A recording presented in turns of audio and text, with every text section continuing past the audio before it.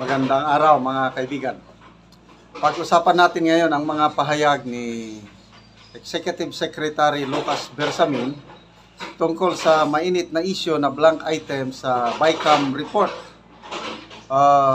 Ang isa kong subscriber nagpadala sa akin ng message. Sabi niya, defensive masyado si Lucas Bersamin, BICAM. Unethical na pahayag, nakakaasar, hugas kamay. So ito yung may post na dalawang pahayag ni A.S. Bersamin, ano? Nung una, January 20, pangalawa, January 24, kahapon. Okay, yung January 20, ito yung reaction nila sa pasabog ni Congressman Ungab, Attorney Vic Rodriguez at PRRD na may blank items sa bicameral report, ano? Sabi ni Secretary Bersamin, impossible for any funding items to be left blank. Oh, very clear, ha? Hindi mangyari yan na may blank items. Imposible yan. Basta may funding, walang blank yan. Tapos ito, nag-akusar na. The peddling of such fake news is outrightly malicious and should be condemned as criminal. No page of the 2025 national budget was left unturned before the President signed into law. In fairness kay A.S. Bersamin, totoo naman itong sinasabi niya na walang blank item sa GAA. Ang hindi niya alam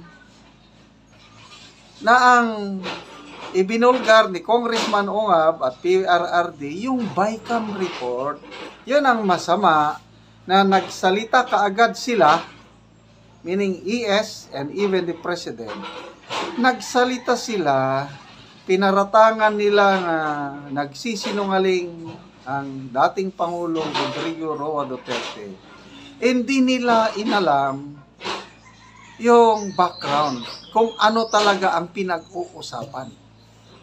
Dumiretso sila kaagad sa GAA, ang tinutukoy nila GAA, na walang blanco, which is correct. Iba yung tinutukoy ng Pangulong Duterte. Yun ang masama. January 20, pahayag. January 24, iba naman ang pahayag. Kaya dito yung post is Bersamin versus Bersamin. January 24, kahapon. Ito na po ang pahayag ng Executive Secretary. Palace not responsible for blank items in 2025 BICAM report.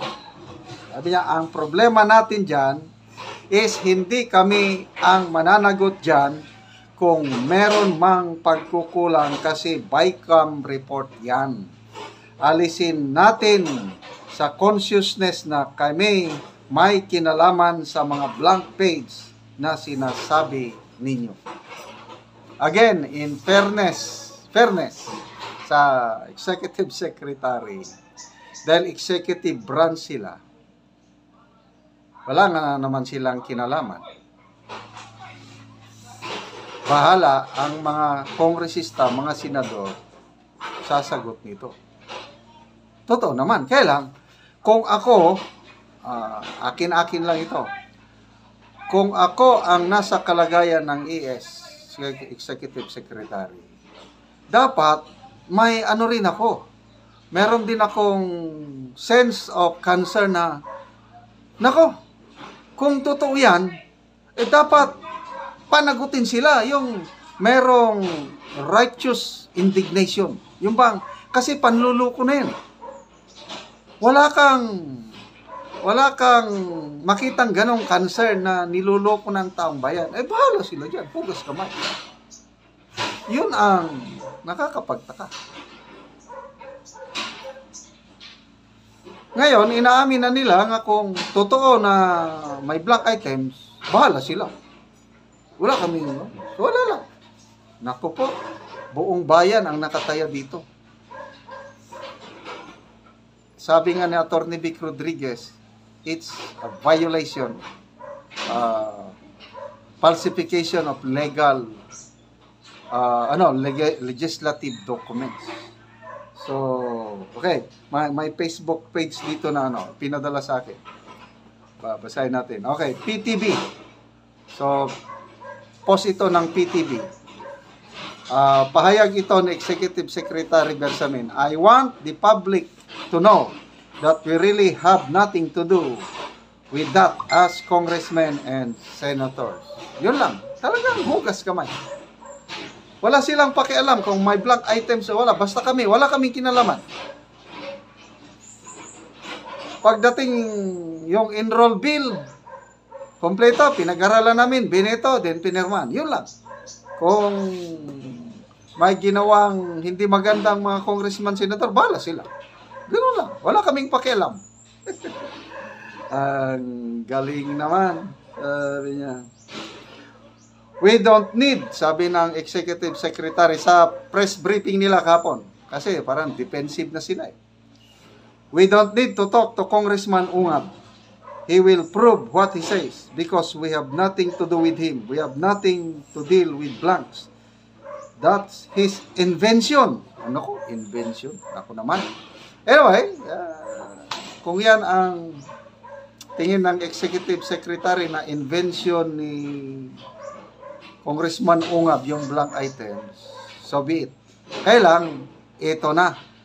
Pasalamat tayo sa mga nag-corroborate, yung nagpapatotoo na merong ang blank item sa BICAM report.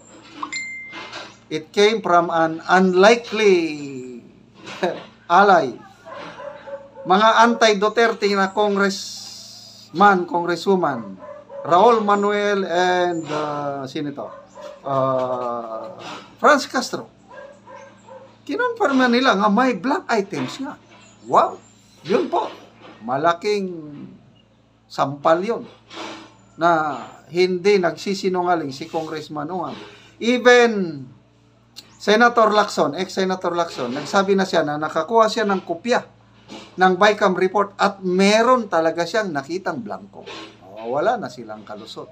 Kaya nga, sabi nila, wala kaming pananagutan dyan. Bahalang mga congressman at senador. Ganun na po ang kalakaran ngayon.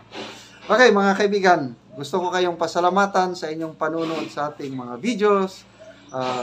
May income po tayo dahil sa inyong panunood.